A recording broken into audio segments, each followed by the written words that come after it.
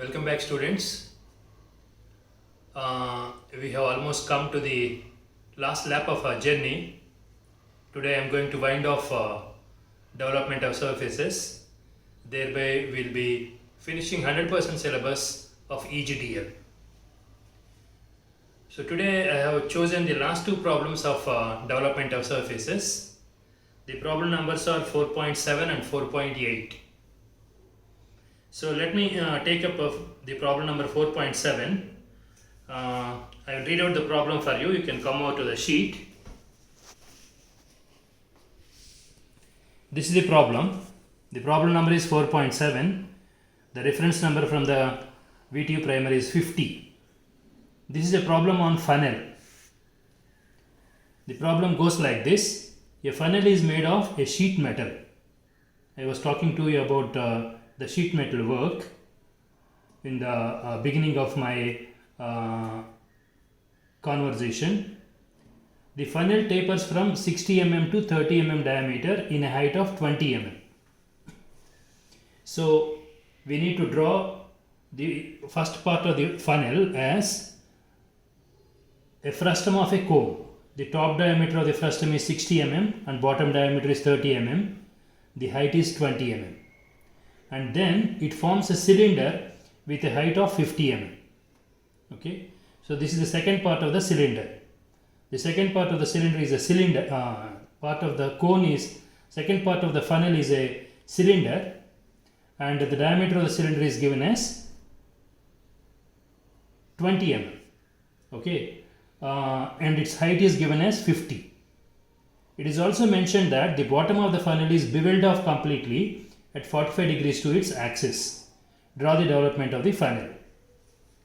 So the funnel has got two parts. The top part is the frustum of a cone and the bottom is a cylinder. Okay. So we are going to use both the methods of development here. For the frustum of the cone we use radial line development method, whereas for the cylinder we will use parallel line development method. So it's only the description that you are given. There is no figure given to you. We have to draw the figure, and then since there are two parts here or two pieces, we will draw two separate developments for this particular problem. Okay. So let me draw down the sketch first. What I will do is I will draw the sketch in the center. On the right side I will draw parallel line development method for the cylinder. On the left side I will use radial line development method for the frustum of the cone. That is my plan. So I am starting with the frustum of the cone, that is the top part of the funnel. The top diameter is given as 60 mm.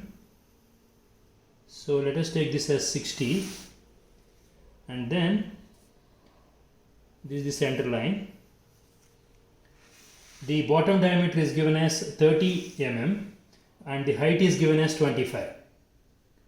So here I am taking 30. So 15 mm on the left and 15 mm on the right. So this is the top portion of the funnel. It is tapering from 60 to 30. So this diameter is 60. I will show it as 560. And this diameter is 30. This is 530. And the height is given as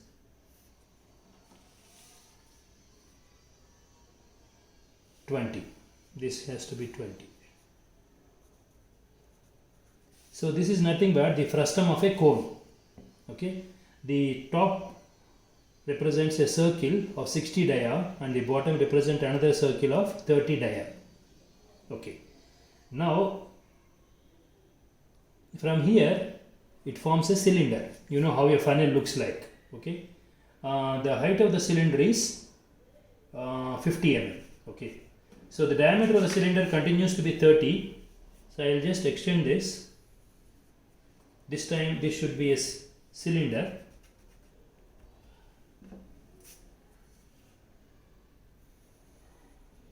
The height has to be 50. Let us say this height is 50.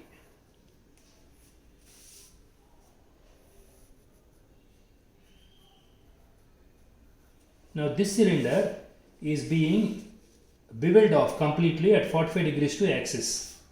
So I am going to cut this cylinder with a cutting plane inclined at 45 degrees to axis. So from here, take a line, draw a line inclined at 45 degrees to axis. That is considered as a cutting plane. In other words, you are removing this portion. Okay. So this angle has to be 45. 45 to axis or 45 to horizontal, both are same. So this is a cylinder which is being cut by this cutting plane. So for this piece, we will use a parallel line development method, and for the top piece we will use radial line development method. Okay. Now this is the front view of the cylinder. If I draw its top view, it should be a circle. The top view of a cylinder should be a circle. Now to make it simple, instead of drawing a circle, I will just draw a semicircle here. The diameter is 30, so use 15 mm radius. Draw a semicircle here. Because the circle will be symmetrical about this diameter, so I have just drawn a semicircle, and I will divide the semicircle into 4 equal parts, 45 degrees each. Okay. Had it been a circle, you would have divided into 8 equal parts. Since this is a semicircle, I have divided into 4 equal parts. Let me name the points A, B, C, D, E. Now I will draw projections onto the front view. Just draw light lines, thin lines. These are the generators of the cylinder, what you have drawn. Okay. So I am not naming the front views. This will be AA1, this will be BB1, CC1, DD1 and EE1. So only one half we have shown, the other half is a repetition of what it is already. Okay, so let me draw the development of the whole cylinder first using parallel line development method. Okay, now what should be the length of the development? If it is a prism, and let us say it is a pentagonal prism, and if each base edge is 20, the length of the development will be 5 into 20, 100. Here the base is a circle, so when you open out, the length of the development should be the circumference of the circle. Here the diameter of the circle is 30 mm, so the circumference should be pi into 30 or pi into d. So I have already written it here. Pi into d is equal to 94 mm. That means pi into 30 is equal to 94 approximately. So I am going to take that as the length of the development, 94 mm. Okay. Let us say this is 94 mm, this length. So I am marking it here.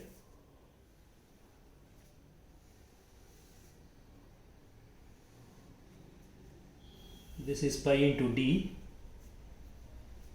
pi into 30, the circumference, which is equal to 94. Okay. Now this is a semicircle and you have divided into 4 equal parts. Had it been a circle, as I said, you would have divided into 8 equal parts. So this length also I have to divide into 8 equal parts now, 94 mm length. And if you remember, in drawing number 1, you have learnt how to divide a given length of line into number of equal parts. If you recall, what we have done is, we draw a line inclined at an acute angle to the given line. This angle can be any angle less than 90 degrees. On this line, you will mark 8 equal divisions. Each division can be of any length. Let us say, for example, I am taking 5 mm each division. So 5, 10, 15, 20, 25, 30, 35, 40. So 8 divisions I got. Now what do? This 8th division point you connect with the tip of the line. You get this line. Now go on drawing lines parallel to this line. These are all construction lines. So this exercise is being done to divide 94 mm line into 8 equal parts, so that you get the division points.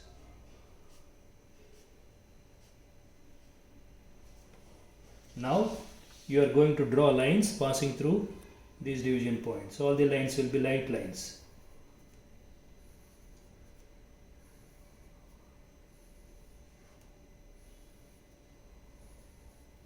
Now I am going to name the generators of the cylinder: A, B, C, D, E. Now I will repeat it backwards: D, C, B, A. Because I have drawn only a semicircle here, so I have just repeated.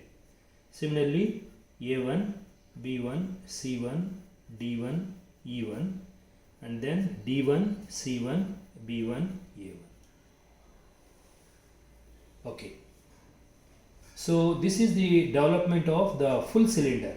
So you just have to roll the sheet to get the lateral surface of the cylinder. You are not going to fold here. It is a cylinder. The lateral surface is curved. Okay. So you cut the sheet to this shape. Okay. And then you just roll it to get the lateral surface.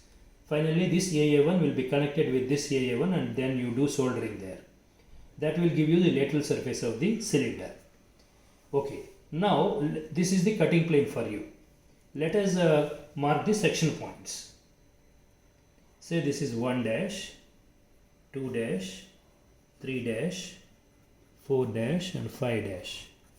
Let me show you what are the section points. Section points: 1 is on AA1, 2 on BB1, 3 on CC1, 4 on DD1, and 5 on EE1. Then they continue. The invisible points I have not shown here because I have drawn only semicircle. So you just obtain these points on the development now. Point 1 is on AA1. Just draw its locus. It will cut AA1 at 2 places, here and also here. So you can call it as 1. Similarly, 2 is on BB1. You have 2 BB1s here. This is 1, this is 2, this is also BB1, 2. Similarly, 3 on CC1. This is one of them. This is the other one. 4 on DD1. One of them. This is the other one. 5 at E1. It's here. Okay, 5 is exactly here. Now this is a cylinder. The lateral surface is a curved surface, so you can't join these points by straight edges. You have to join them by freehand curve. Okay, so I'll connect all these points by means of a freehand curve.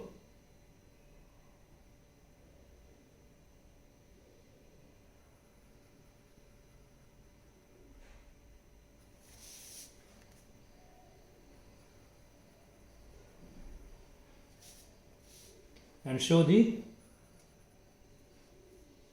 development required using dark lines. I am making the boundary dark. That's it.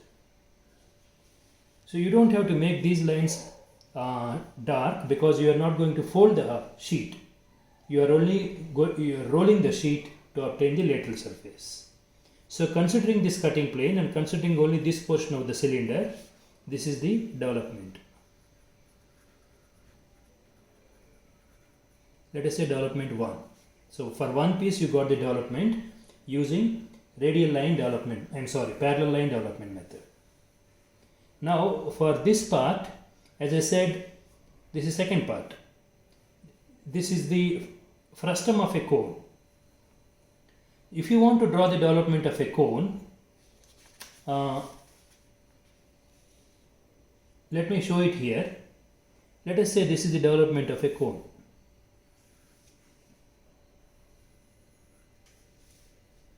For the cone also, the lateral surface is a curved surface, so you just roll this, you get the development of the cone. What you need to do is, you need to find this included angle theta. What is theta? You should find. Okay. And also, if you want to draw the development, you should know what is the radius of this true length of the generator. So these two dimensions are required for you if you want to draw the development of the cone. Okay. So I have already done some exercise. I have shown here true length of the generator in this case will be 58 mm and theta in this case will be 186 degrees. There is a formula to calculate what is this theta. Okay. So let me show that formula to you here. This included angle theta. Theta is given by 360 degrees into radius of base circle divided by true length of generator. Okay. In this case 360 degrees into radius of the base circle. The diameter is given as 60, so the radius should be 30 divided by true length of generator. How do you get true length of the generator? Just extend these generators by thin lines. They both will go and intersect the center at one point.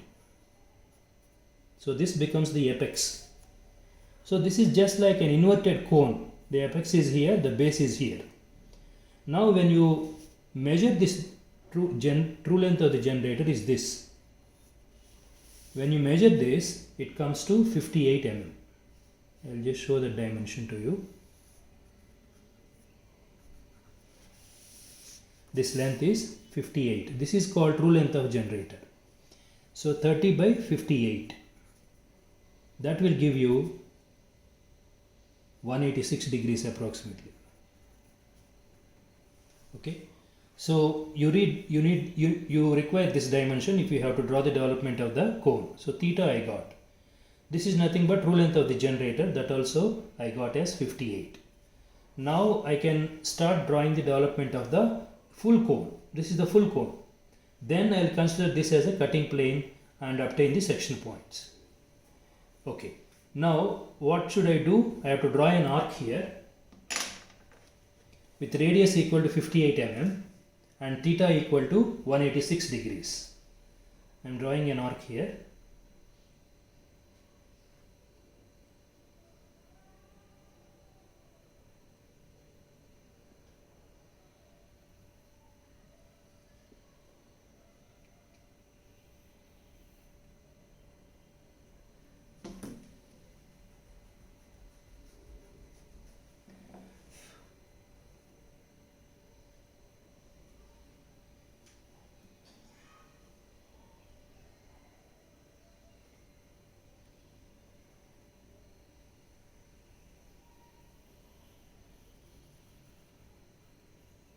Okay.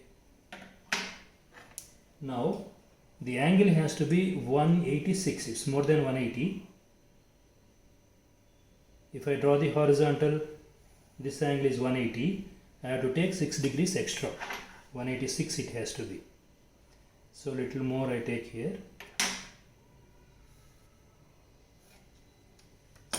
So this angle is 186 degrees. And the radius is 58 here.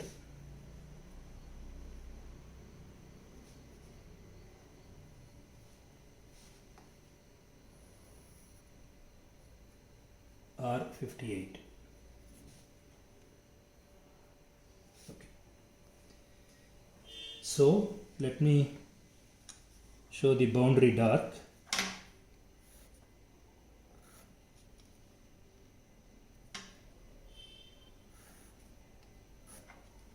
So this forms the base of the cone. Now you are cutting the cone by means of a horizontal cutting plane. Because the cutting plane is horizontal, all the section points will lie at the same distance from the vertex. So what you have to do is just measure this distance from the apex. When you measure this distance, it comes to 28. I have written here x is equal to 58, y is equal to 29. This is x. X is equal to 58, y is equal to 29, half of that. So now you take 29 as radius, okay, and draw another arc with the same center. Okay.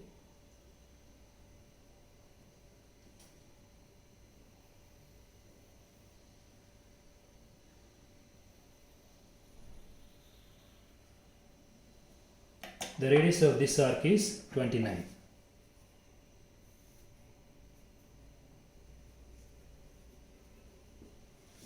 And the bigger arc, the radius is 58.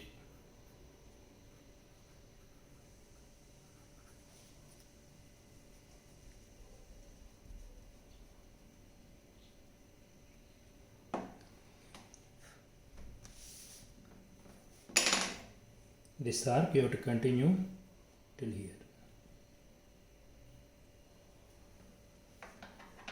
So that's it. That completes the development for this piece. Okay. So this is the development 2.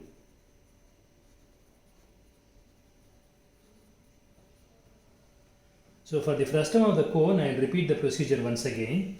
If this is the development of a cone, you need to find what is theta, the included angle theta, and then what is the true length of the generator, if you call it as R. So true length of the generator you get by extending these two lines. They go and meet the center at some point. We take it as apex. Now when you measure this distance, it will come to 58 degrees, 58 mm. And then finding theta. For finding theta you have a formula. Theta is equal to 360 degrees into radius of base circle by true length of the generator. In this case, the radius of the base circle is 30 mm. So I have used 30. True length of the generator I have measured. I got it as 58. I substituted here. So the angle comes to 186. It's just above 180 degrees.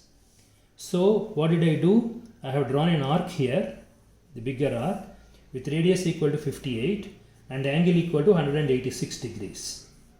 Done. So you got the base of the cone. Now you have to consider this as a cutting plane. Because the cutting plane is horizontal, all the section points will lie at the same distance from the vertex. So that's the reason why I didn't name the section points. It's not required because they will all lie at the same distance from the apex. And what is the distance? You can measure it here. Okay. Because this and this will become the true length of the generators. When you draw the top view as a circle, this and this will be true lengths of the generators. So you are measuring the lengths on the same, on this generator. If you measure this distance, it comes to 29, exactly half of this. So you just draw an arc with 29 as radius within the same theta. Theta you already have 186 degrees. So you have drawn another arc. So this piece becomes the development for part 2, if you consider this to be part 2. Okay. So I'll consider this as 1, this part, and this part as 2. That's it. So this is a problem where you have a combination of both parallel line as well as radial line development method.